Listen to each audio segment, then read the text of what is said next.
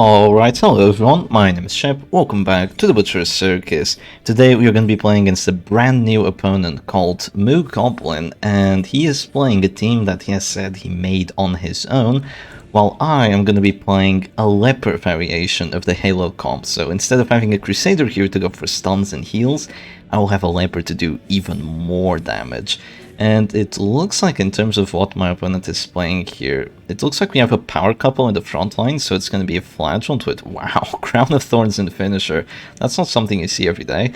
And a Shieldbreaker with double dodge, so pretty standard there. And then it's going to be a pretty tanky backline with this Man at Arms and Kite, and with this Arbol, so there's a lot for me to worry about. I think I'm gonna start off with a battle ballad because it was probably a mistake not to go puncture immediately on my Jester, because now I just get a battle ballad for free, and I definitely want my battle ballad when I'm playing against a Shieldbreaker and I have a Leper without any accuracy trinkets. So what kind of Leper am I bringing here? Obviously no accuracy trinkets, just double damage. I just decided to go crazy just to see how much can he actually crit for. We're gonna go Revenge, obviously, and with the plus 30% damage melee skills and plus 6 crit and plus the Revenge buff, this is gonna be absolutely brutal, because you can see right now it's 22 to 40 damage. Yeah, that's insane. 22 to 40 damage, which means that you can probably crit for like, it's 1.3 times, so you can probably crit for like 51 with a chop, and 51, that's a big amount. But I might not be able to see it if the pressure keeps mounting on my Leper, because with Revenge he's actually going to take way more damage from that DOT, and that's not good. That is absolutely not good. So I have the Battle Ballad buff, right? So I can actually hit anyone that I want, and the question is, who do I really want to hit? Well, I want to hit everyone right now, but who do I really want to hit? I'm thinking, oh crap, I can't mark. I just realized. Did I just really fail an uppercut, like an 88% hit chance? Well, whatever. It's fine, it's really fine. I forgot that I wasn't actually bringing the mark. I decided to bring uppercut instead, and that threw me off completely. That absolutely threw me off. I was thinking of either marking the Shieldbreaker and then shooting her, or just marking the Man at Arms, but I'm just gonna shoot the Shieldbreaker, and she's at the store anyway. Oh, that's just lovely. That's just what that's just Arbalest things, right? So I get destroyed on the uppercut actually missing, but then it's just crit with the Arbalest anyway for almost your entire health bar. Not your entire health bar, surprisingly, almost all of it. If I actually had Hunter's Charm instead of Piercing Quarrel for the plus 15% damage, I might have actually done enough. I actually think a Reclaim here is pretty unnecessary, I'm gonna have to say. Yeah, it's pretty unnecessary, and it's gonna be met with a chop crit. Come on, chop, chop, chop, chop, chop! 33 HP, that's almost enough to kill that Flagellant on the spot, but it's not quite enough. So we were doing 22 to 40, actually maybe even more because of Crown of Thorns, right? Not quite enough to kill this Flagellant, but it's still a pretty good situation for us. I wonder what the Shieldbreaker is going to do. Probably Captivate. With 0 accuracy, your hit chances are garbage. Oh, Sway? You're going to sway into this? That's so greedy, my guy. That is absolute greed incarnate right there. I think that in answer to that, there's definitely a few things I can do. And what I'm mostly scared of is both guard and the Arbalest healing.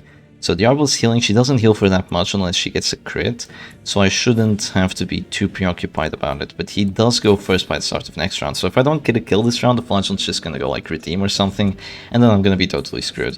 So I have to get a kill this round somehow. He's probably gonna heal right now with this Arbalest. Maybe I should have gone for a mark, you know, maybe going for a mark was an idea right there. But yeah, he's gonna heal with the Arbalest, he's gonna heal for 7, that's not enough, and I'm just gonna drop finish him now, and now even if you guard, I'll have a 50-50, or no, it's actually a 55 of getting a death blow, so the match is going to be decided on this Dirk Stab death blow, basically. I wouldn't go for a guard here, there's no point, you just go first by the start of next round anyway, so you're not even going to prevent a defender, you're just going to go first, you're going to go redeem, if I don't get the kill, obviously. So it's really going to come down to this Dirk Stab. If I don't get it, oh, it's going to be rough. It's going to be rough. I think he just went for that Battle Ballad, so he hits the... not Battle Ballad, just went for that command, so he actually hits the Exsanguinate by the start of next round. But does he get to Exsanguinate? He does not. We land that Dirk Stab kill. The finisher does not let us down, and neither does the Dirk Stab. Plus 10% death without chance. The Jester, it really is a character that's like all or nothing. He really is hit or miss. If you get these like 60% death wield chances, oh, you are vibing. You are absolutely vibing because you get the kill and you put yourself in a position to finale. That's like 2 kills advantage right there. It's awesome. It's absolutely awesome. And now there's going to be a pull, which I actually don't think is that good of an idea, because that's going to be met with Bola, which is going to take away one of your sway dodges, and then I'm either going to caltrops or I'm going to do something else. But I think that the plan right now is to go caltrops into chop into finale. Actually, I might not have enough accuracy. I'm only going to have like plus 25, which means my hit chance is going to be like a 40 on this Shieldbreaker. So I probably can't justify going for a chop here. Not on the Shieldbreaker at least. I could go for the corpse, but do I really want to go for the corpse right now? So I'm just gonna have to see where I go from there. But do we drop caltrops here? Do we drop caltrops? Is it really that good to drop caltrops? I don't think so. I actually don't think so. But what else do I go for with this bounty hunter? I don't know. I absolutely don't know. I think I'm gonna heal no matter what with the leper. So I'm just gonna do that right now. I'm just gonna click here, and yeah, my hit chance is literally a 40. So I'm just gonna click, I'm gonna go for Solemnity. Sadly, not a crit heal. If you get a crit heal right there, you rise like a phoenix. Oh no, you rise. Oh, I messed up the quote. That's so bad. You rise like a phoenix from the ashes. That's what you want. You rolled for 22? What the heck? How'd you even do that much? I guess the plus damage while guarded actually let you do that much. That's insane. That had to be a max roll. There's no way that wasn't a max roll. You do like 11 to 20 with this piercing quarrel. You just roll for 24. That's brutal. I think that was just enough to actually get me to Death Star too. Okay, that's pretty rough then. I think we actually are just gonna hit into that repulse right now, because these two characters taking damage doesn't really matter all that much. It's these characters dying that actually matters. So if the Bounty Hunter and the Jester take like some considerable amount of damage right now, it probably won't even matter all that much in the long term, because the match isn't going to be decided on them taking more damage rather than not. It's going to be decided on whether the Arbalest dies right now or whether the Leper gets some good crits and all that. So I have 3 finale buffs right now, which means 14-25 damage, which is pretty nice. And oh, that's a really good survive. The RNG is actually blessing us today, contrary to, you know, yesterday and the stream and all that. Thank you to everyone that was actually on the stream, by the way. I am recording this just the day after, and speaking of finales, yes, I might be pretty close to getting a finale on this Shieldbreaker, unless you get the puncture. Yeah, if you do land that puncture, it's going to be a little more difficult for me to get the finale off, but I can still try. I definitely go for a chop here. Yeah, I don't think there's any world where I don't go for a chop. I mean, it's a 48. If I do this, 48, I'm gonna roll for it. Oh, that sucks. Maybe I should have an accuracy trinket like an Eagle Eye Talisman. That would have definitely benefited me. That was probably an idea to go for. I don't think Dirk stabbing a corpse actually buffs up your finale, so I'm definitely not gonna do that. I'm either gonna hit into the repulse or just go for a hit on the Shieldbreaker.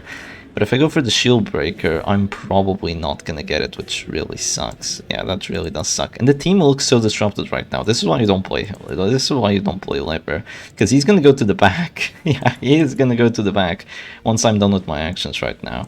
But I'm gonna pull this Arbalest, and then I'm just gonna...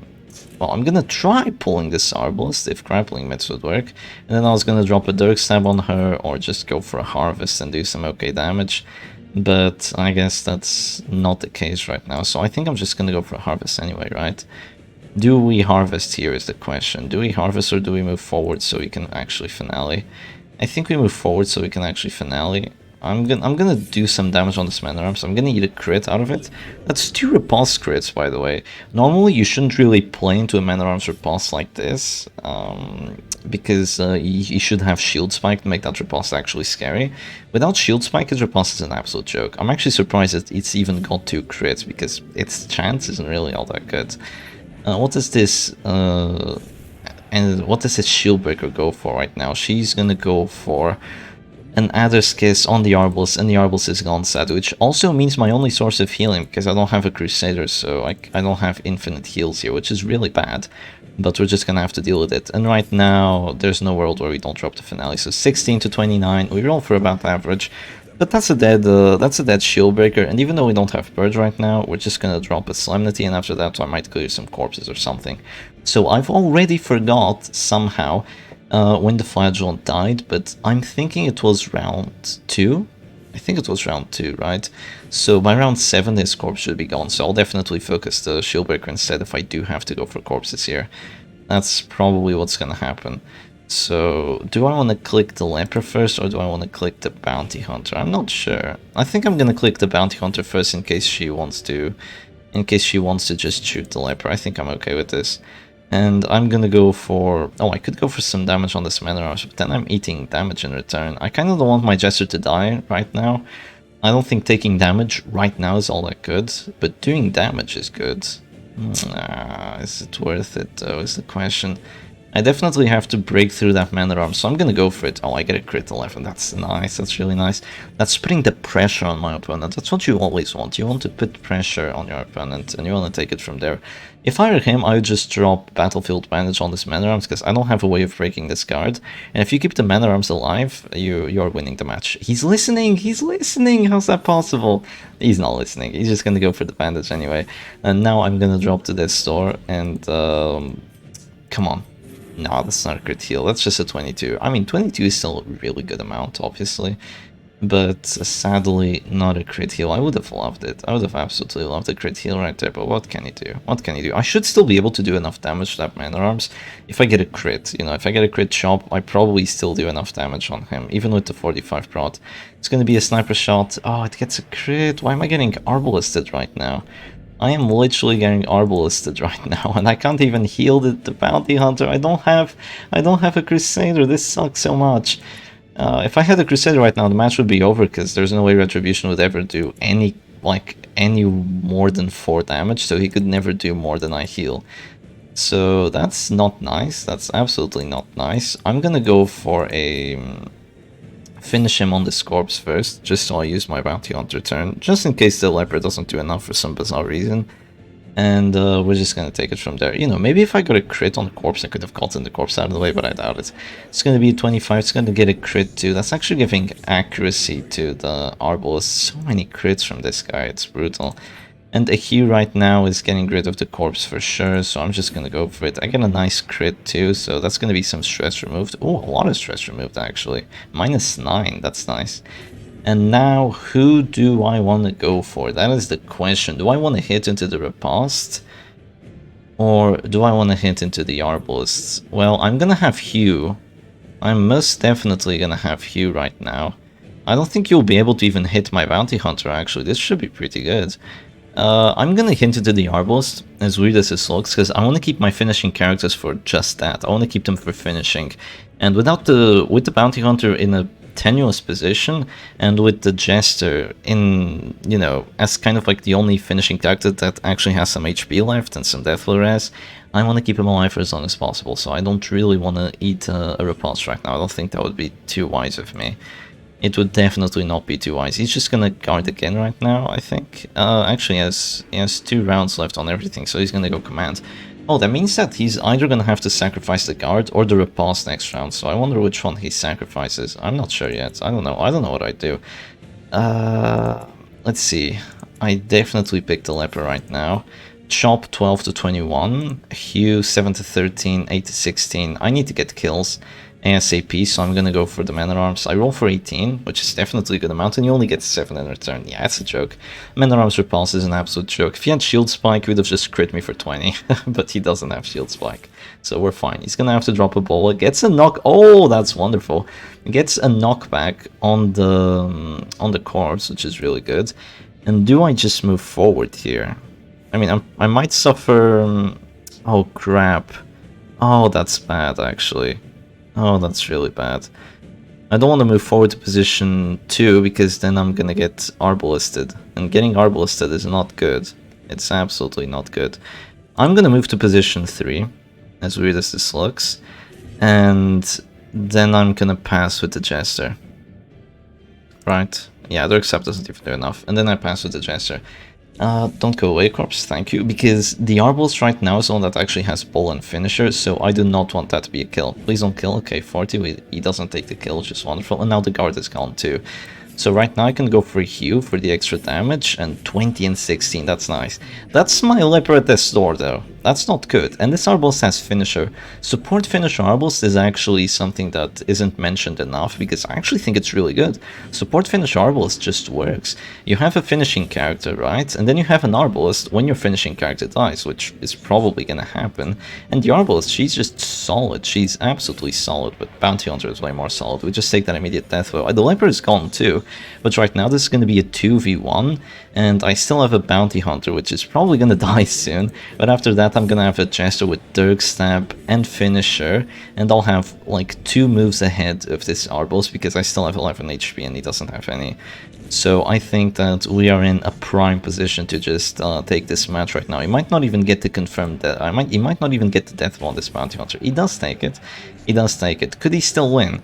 He has to get really lucky. He has to get really lucky because Dirk Stab plus Finisher is a 50. After that's going to be like a 65. So if you want to win this, you have to bullet crit for 11 right now. If you don't do it, I don't think you're going to have enough time. He gets a bullet for 7. Oh, that's not enough. That is not enough. I'm definitely not rooting for him, I'm rooting for myself here, but we are gonna take that match, thankfully, with the Leper. So honestly, MooGoblin, he's like a veteran player. This is a new team that he made. It was really good. It was really good. It was definitely playable. I think that the Flagellant dying too early kind of just messed him up a lot, because the Jester getting that quick kill just threw the match off for him, absolutely threw the match off. And the Shieldbreaker, definitely, you definitely didn't have to drop a Reclaim on her. She can just go Serpent's Way. That was probably a little too much of an overcommitment on that Shieldbreaker. She was defensive enough by that point. And guarding the Arbalest, like, this backline was just impossible to deal with until the very, very end. And the thing about Protector's Kite is that it only gives you like 5 prot, so Leper was still able to just chop his way through it, despite that prot. And also the Jester ticked some very heavy bleeds on that mana arms for a little bit before he actually went bandages. So we managed to burst our way through it, because that's kind of the problem when you play against some mana arms and you have a Leper, is that against prot, Leper can't do anything. He doesn't have any kind of prot piercing trinket, so he's just gonna have a horrible time. So I hope y'all enjoyed that match, and I'll see you again another time. Cheers.